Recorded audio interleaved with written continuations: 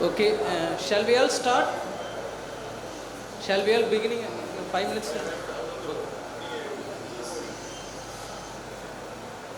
Okay, shall we all start? It's going to be afternoon session today.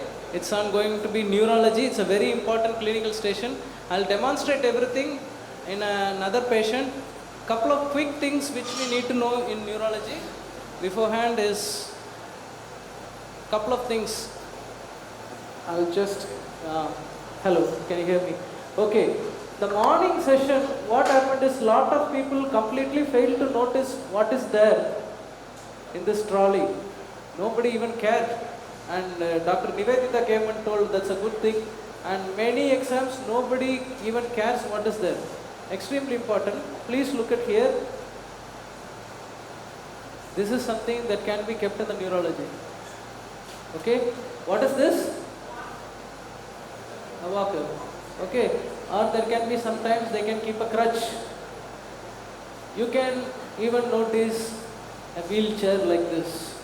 So first notice things that are kept around.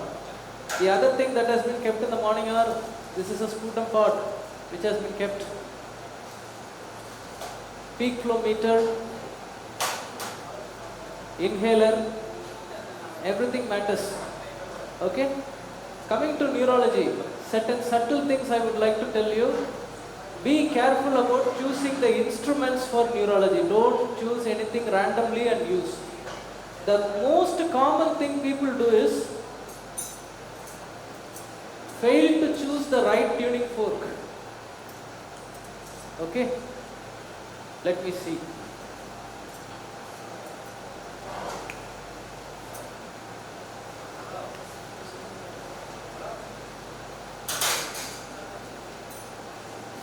Yeah, looking from the distance, can you tell me which tuning fork you will use for hearing? The one on the right or one on the left? The one in the left or one in the right, which you will use for assessing hearing? Right, yes. Once what happened is during a basis examination, the candidate was taking 128 tuning fork for hearing. The patient took the right tuning fork and gave him. So easiest way to identify is the size. See here, 512 is the shortest. This is the longest. Be careful. Certain things. Another thing is using the knee hammer. This is a very appropriate knee hammer. It's called the MDF knee hammer. Your reflexes will be very appropriate if you use this. Properly you can elicit the reflex, hold the base, full swing. After stretching the muscle, you will get the reflex. Number 2. And don't forget, this is an orange stick. Never ever, like we demonstrated in the morning, never ever use the keys or anything to check plantar reflex. Okay? And the other instrument I would like to show is, this is called a neuro tip for your pain sensation. Okay? This looks exactly like that of your, how it looks like? Lancet. Open the tip. This is a neuro tip. Okay? This won't harm the patient. It's less sharp compared to your lancet. If you're gonna, and one more thing, for checking sensation in the distribution of trigeminal nerve, that is V1, V2, V3, please don't use this. You have to use the cotton. Alright? You have to use the cotton. And have an appropriate torchlight. This is a bigger one they used to keep. Okay? Keep a pen torch, it's good. And they will have this Snellen's chart. Please don't waste time with this. I will demonstrate what exactly you have to do for visual acuity. This will be absolute waste of time if you're going to find some distance, you read this, read that, read this, read that. Don't do that in the examination. Okay? I'll teach you what exactly you have to do. Then you can use the back of this for checking the color vision because this is red. Alright? Then a normal patient is coming. Yeah. Before that, I'll tell you a couple of things. Alright, seeing a patient Look around and look for Parkinson's patient. They will have a mask-like faces. That is very unlikely because many patients you are going to get are the patients who are treated already on drugs. So you are not going to see a full-blown finding. There is a way to pick the findings up, okay? And check for any other signs like a frontal balding, ptosis, okay? And any scars, especially any patient. For example, this patient is there. I have to look for scars. Where you will look for scars? Behind the ears, in the neck, and in the neck, the front of the neck, and as well as in the lumbar region. All the regions you are supposed to look for scars. Look for any ptosis. Alright, and one more thing, okay, we'll go to the other nerves, okay. First we will start with cranial nerve examination. What you will do in a cranial nerve examination?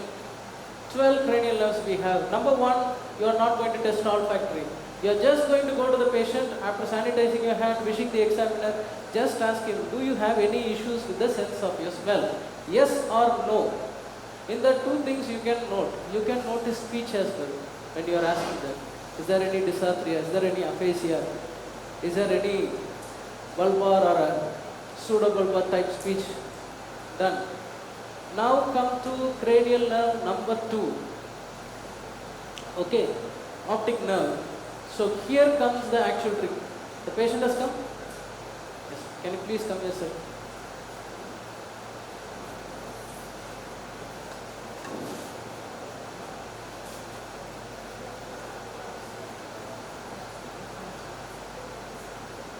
Can you please come? Please. Thank you. Is the optic nerve. Optic nerve has 5 components we are going to test. Alright. The very first thing, see the patient whether he has any ptosis or anything. Nothing is there. There is a way to check visual acuity. You don't need to do Snellen's chart. Don't ever touch it. Don't ever waste your time behind that. Clearly RCP guideline says you can first ask him to close this eye. Just stay at a distance and ask him how many fingers he is seeing. 4 or 2 or 3. Okay? When you are doing that, you can have the back of this knee hammer here and check for color vision. Can you see red? Done.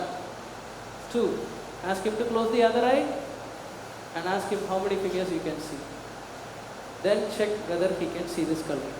In the same way, I will be done with my visual field testing as well. Just go at his head level, or you want me to place like this, will it be fine, or this way it is okay? This way it is fine. Okay? Just go at his head level, close the same opposite eye of yours, and tell him when he sees the red. The reason why I am using this for visual field is many times people use fingers. But see this and see my finger. Which one is more prominent? This is more prominent for your vision, or this is more prominent? Obviously the color. The red color, they can easily pick it up than your fingers. Okay? So, close the eyes and ask him to tell when he sees the red. On all 4 quadrants, you are going to test the visual field. For both the eyes, you have to check separately. Visual field, the most common case you will be getting is a bitemporal hemianopia. This is the most common case for MRCP UK patients. Alright, once you check visual field on all 4 quadrants, for example, if it is right eye temporal you have to check, right eye nasal field, then ask him to close the right eye and check the left eye temporal field and as well as left eye nasal fields. Done. So 3 things we have done in cranial nerve 2. First, visual acuity we have done, color vision we have done, visual field we have done. Number 3 is number 4. You pick up the right torchlight, appropriate one. Okay? Then check for the pupil. One more thing. Once in Pondicherry, they had kept a gentleman's eye pharmacologically dilated. They didn't tell anything. One pupil was looking bigger than the other pupil. You have every right to turn to the examiner and ask, is this pupil pharmacologically dilated? They will tell you the answer. If somebody is having a weakness for how many days you don't know, you have the right to ask the history. Since how long he has been weak, sir? He is bound to tell you. He is bound to tell you. These 2 histories you can ask in a clinical station only in neurology. Do the swinging light test appropriately. Many times I would suggest fix the head and look at his pupil.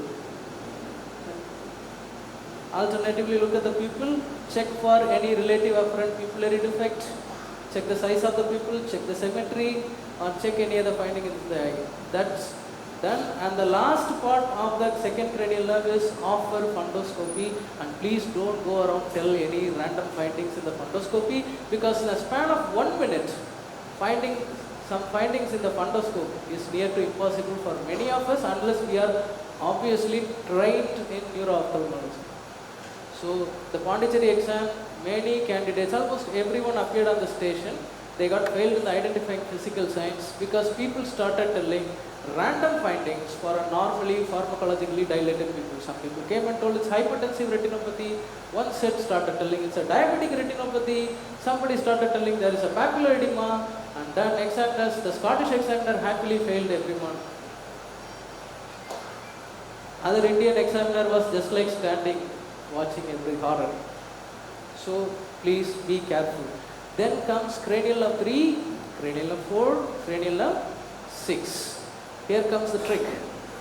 What many people do is, they'll stand at a distance, they won't even move the hand properly, they will do examination like this. Wrong, you won't get the finding. Stabilize the head, ask the permission, ever the eyelid, follow my finger. If you see double at any time, please let me know. Ask him to follow the fingers. Up, down, up. Look for nystagmus. Ask him if he sees double anywhere. Then go to the center and see. Observe his eyes carefully. Fix the forehead and ever the eyelid. Otherwise, many times you won't be able to find the ophthalmoplegia. You won't be able to find the nystagmus. If the signs are calibrated for that, you are done. Alright, then comes cranial nerve 5. Cranial nerve 5 has two components, sensory and the motor component. Sensory component, you are going to check with the wisp of cotton. You are going to ask the patient to close his eyes. Ask him whether he can feel it first. Then ask him whether he can feel the same when you are going to touch on all the three distribution. This covers the sensory component, and never ever do corneal reflex, which was told in the morning. Alright, then comes the motor component. Ask him to clench the teeth and check the masseter, temporalis. Ask him to open the mouth. Check the mouth opening against the resistance. It's enough. And eighth cranial nerve. You need not touch the tuning fork unless for some special occasions. The first special occasion is when you get a CP angle tumor.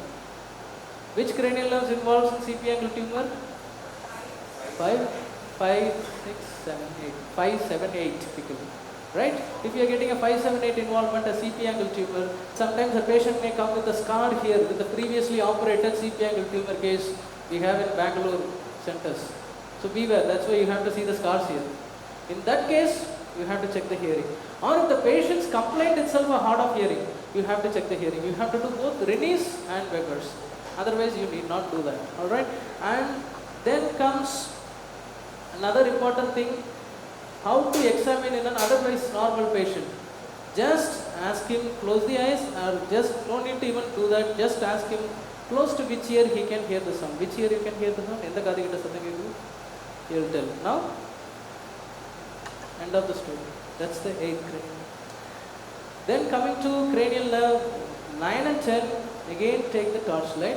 While examining 9, 10 cranial nerve, ask him to open the mouth and keep the tongue remain inside the mouth. This is where you have to check for fasciculations in the tongue. If you are encountering an ALS, a motor neuron disease, or a fasciculation of any chance, any other cause, you will find fasciculation. Then ask him to say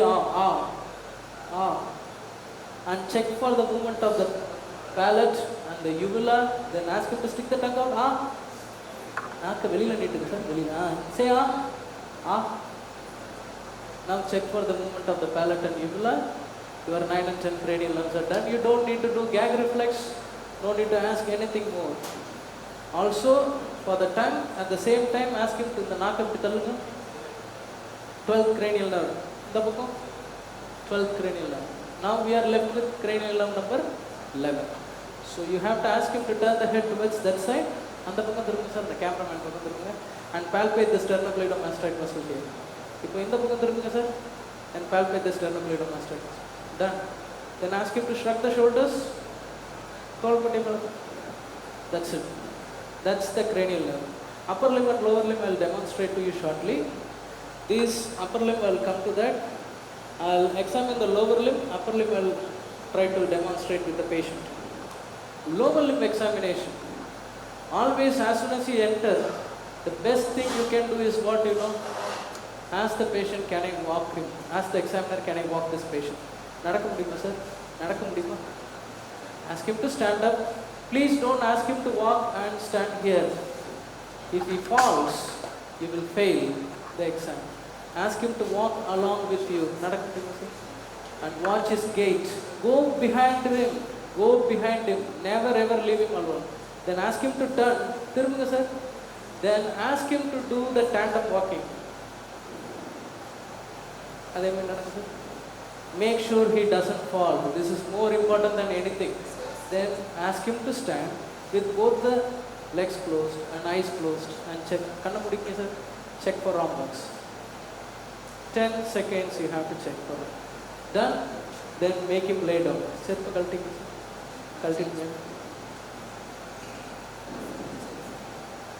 What happened?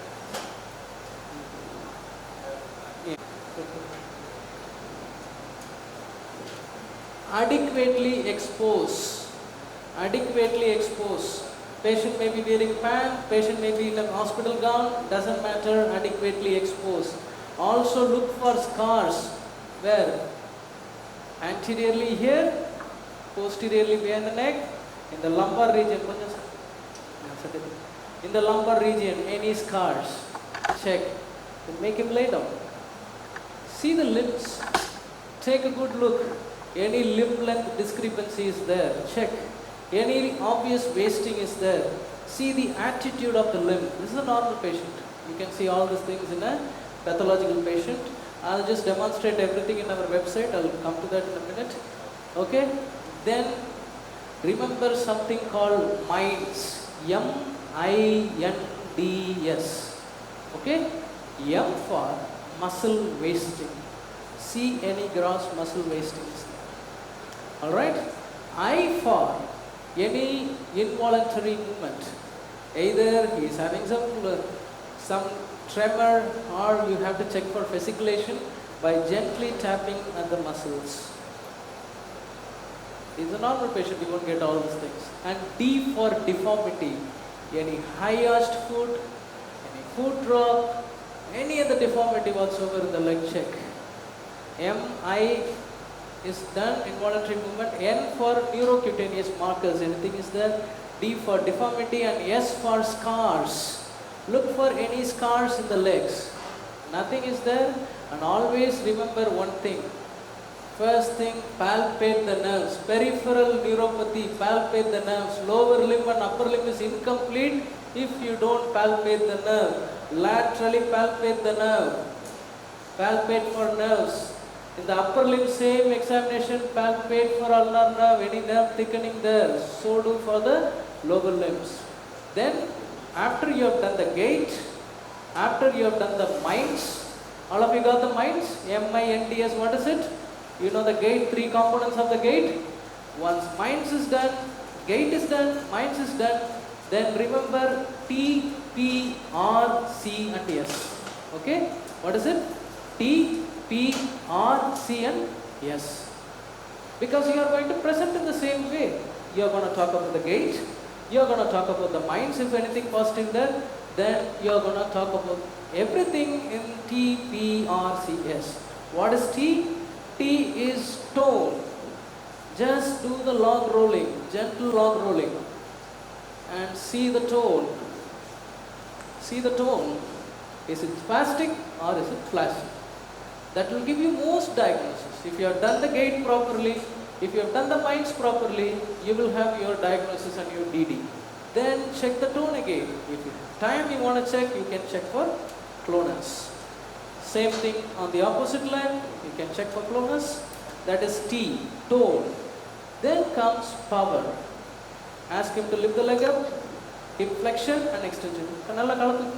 Yep, make him lift the leg on his own. If he can lift his leg on his own, then definitely power is 3+. Then push it down, same for the other leg. This is at the hip. Now at the knee joint, flexion and extension. Stabilize the joint while you are doing this. Don't ask him to do like this and stand. And again here, stabilize the joint. Right. Then at the ankle, dorsiflexion and plantar flexion. Dorsiflexion, plantar flexion. Again on the toes, the cutter sir. The cutter dorsiflexion, plantar flexion. Dorsiflexion, plantar flexion.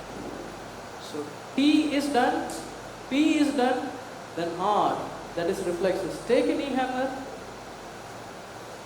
hold the limbs in the appropriate way. Make sure this patella is totally visible, then only you will hit the patella tendon, otherwise you will end up hitting the patella.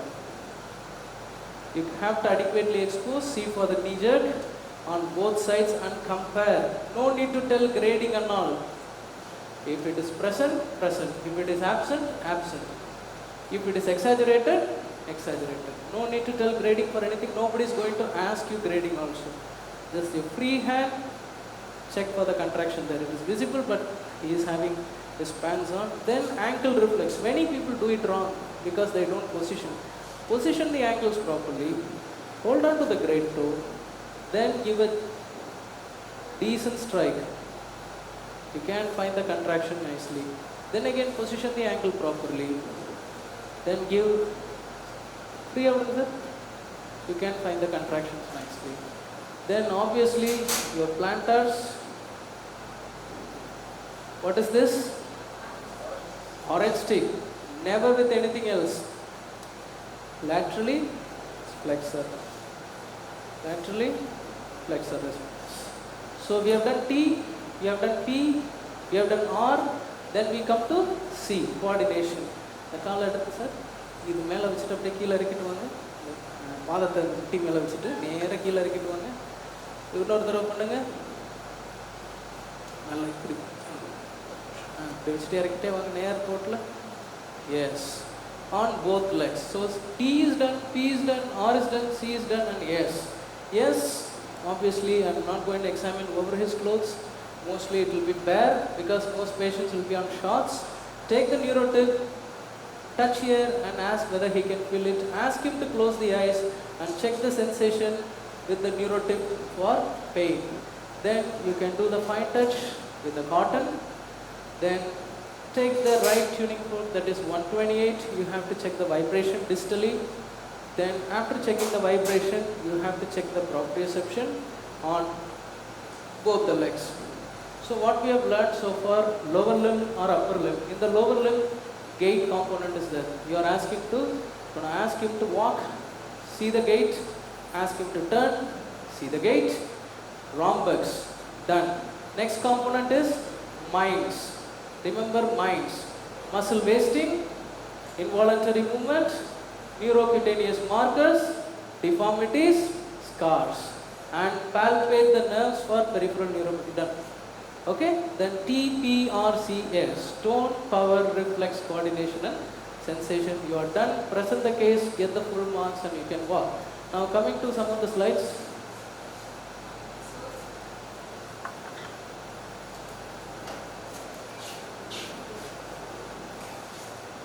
Source change for a minute. Yeah. Just ask them to alternate because I will be no wage. It's not in India, so don't worry. Because India, different state of people have different languages. Otherwise, headache. Alright, now anyone wants to volunteer here? Anyone who is not preparing for paces, can you come up? Okay. Otherwise, I'll call Akash.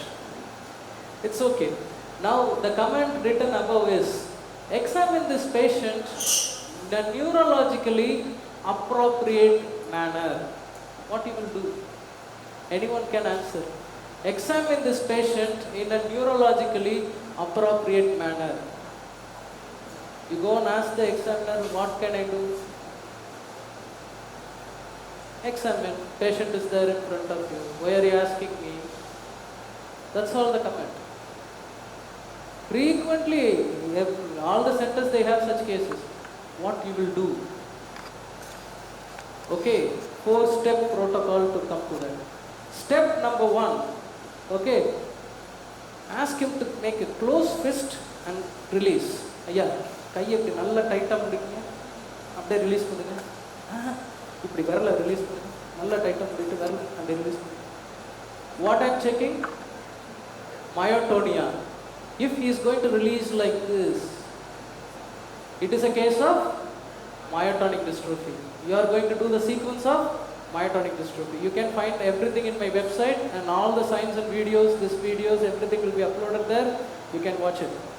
First, myotonic dystrophy. Done. He is not having that. So what is the next thing you will do? Take this pillow for any upper limb examination. Always use the pillow. Place the pillow. Ask him to place the hands here. Ask him or give him an arithmetic stress. ஐயா 1 5 10 15 அப்படி சொல்லிட்டே வாங்க. 5 5.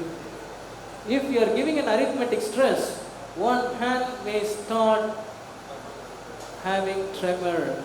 Then what is the case? Parkinson's disease. 2. Okay, this is also not working. Tremor is also not coming. Third, what can be there? Ask him to look at you. Keep the head straight. Ask him to look at your 2 fingers. இந்த ரெண்டு விரலை மட்டும் மேலே பாருங்க. For the count of 20 to 30. What will happen? His eyelids will droop if it is a case of myasthenia gravis. 3. You have done all the 3. No use. Nothing. Then you can ask the patient to walk. If he is walking like this, what is that? Cerebellar gait. Or you can do a finger nose test. Positive. You have to do a cerebellar examination. Only 4 cases. So neurologically appropriate, what we are going to do? Close fist, release. What is that? Myotonic dystrophy. Number 1. Number 2, what you are going to do? Just keep a pillow, keep his hands over there, give him an arithmetic stress. Any arithmetic stress you like to give, do. You are going to notice an asymmetrical tremor, Parkinson's disease. Done. Please don't hope and think you are going to see a masked like faces. That are not there in any exams. Normally they are looking. Young Parkinsons are there. Young Parkinson's patient, Bengaluru Center, Trivandrum Center. Young Parkinson's patient. You won't believe. 40, 41. You won't even think this guy has a Parkinson's disease. They have. So third, what I said, you have to check for ocular fatigability. If it is there, it's a myasthenia gravis. Number 4, either finger nose test or gait cerebellar. Done. You don't need to worry about anything. These are the only things they will ask in an examination of neurologically appropriate. And finally, 3 cases before we go to the main patient and the neurological examination. How to examine 3 things. Myasthenia gravis. The list is in my website. You can go ahead and see. I'll just tell you 3-4 things which you have to see. The comment can be examine this gentleman's cranial nerves. Or the comment can be examine this patient neurologically appropriate. In a worst case scenario, they may ask you to examine the upper limbs and you have to find a clue and go ahead. In any patient of myasthenia gravis, 3 things you are supposed to demonstrate. 1, ocular fatigability. What is it? Ask him to look up and wait for a couple of seconds. Eyelids will droop. Ocular fatigability. 2, bulbar fatigability. Ask him to count from 1 to 50. 1 to 50. As he counts, his voice will go low. He won't be able to continue. That's bulbar fatigability. Anyways, he will count. No issues. Then 3, proximal muscle fatigability. Ask him to hold the hands like this. Push up, push down. And then ask him to do some reinforcement maneuver. You can ask him to do chicken beating or ask him to make the hands move up and down. Kaiya mela kilo tooki irakku. 20 times like this, then again check. 15-20 times. If the strength improves, then you are dealing with Lambert-Eaton myasthenic syndrome. With this, you have to do the cranial nerve examination, and then you have to do something very specific for myasthenia gravis. First 2 buttons open. Okay? Check for any scar for what surgery? Thymectomy. And just percuss if you have time. That ends the myasthenia gravis. Alright? Then one more examination I will teach. Cerebellar, you can refer my website. The other examination that is very frequent you should know is the examination of Parkinson's disease. What are all things you need to do on a quick succession? Alright? Keep the hand. Ask him to walk. Ask him to walk. You will typically notice the Parkinsonian gait, stooped posture, rising in tremor, they call it camptocormia, and slow shuffling gait. And then turn will be like N-block turn. And don't do postural instability. Please don't do it. Don't try to push the patient. If he falls, you are done. Even sometimes when you are attempting itself, some examiners can mark you down. Please don't do that. That's not needed. Don't do any tandem walking. If you notice Parkinson's gait, done. Make him come there. If you want, you can do wrong legs. Otherwise, it's not compulsory. Then make him sit here. My protocol is in the website. It's head to toe protocol for everything. Head, what you are going to see in a case of Parkinson's. Mask-like faces. Glabellar tapping, no need to do. You have to do like this. You will blink the eyes, no need to do. Mask-like faces. Number 1. Number 2, eyes. Check for eye movements. Especially on all 4 sides, like a head-shaped eye movements, you have to look for progressive supranuclear palsy where there will be upgaze palsy will be there. Done. See here behind the ears for any seborrheic dermatitis. It is associated with Parkinson's disease. Okay? Then see the face. See for any weakness, anything is there in the face. Then you have to demonstrate and establish the cardinal features of Parkinson's disease. That's what matters now from this point of time. The first thing is bradykinesia. Ask him to take the hands. Kai eppadi vechikkinga? Ippadi moodi tharanga. Naan tharakkuren. Inga parunga. Ask him to rendu viral eppadi. Ask him to repeatedly open and close. It will slow down. Then it's a bradykinesia. Then check for tremor. Keep the pillow, like I said, arithmetic stress, tremor will come. Then look for rigidity. Then look for rigidity on both the limbs. Tremor, bradykinesia, rigidity. Then you have to do cerebellar signs. No excuse. 2 signs. Finger nose test and dysdiadochokinesia. Finger nose test, give full span so that he can bring the finger out and touch. You can move the finger. Some examiners are happy, some examiners are unhappy. Still you can move the finger. And dysdiadochokinesia, please don't ask them to do like this. They have to lift the hand up and down like this. Then only you will clearly see the sign. Alright? Dysdiadochokinesia. Then if you have time, take a note, give him a pen, ask him to draw a circle and write. You will find micrographia. Then cortical sensation. What are the cortical sensations? What are the cortical sensations? Graphesthesia, 2-point discrimination. Which one? Stereognosis. Alright, just ask him to close the eyes, write a letter or a number and check if he can recognize that.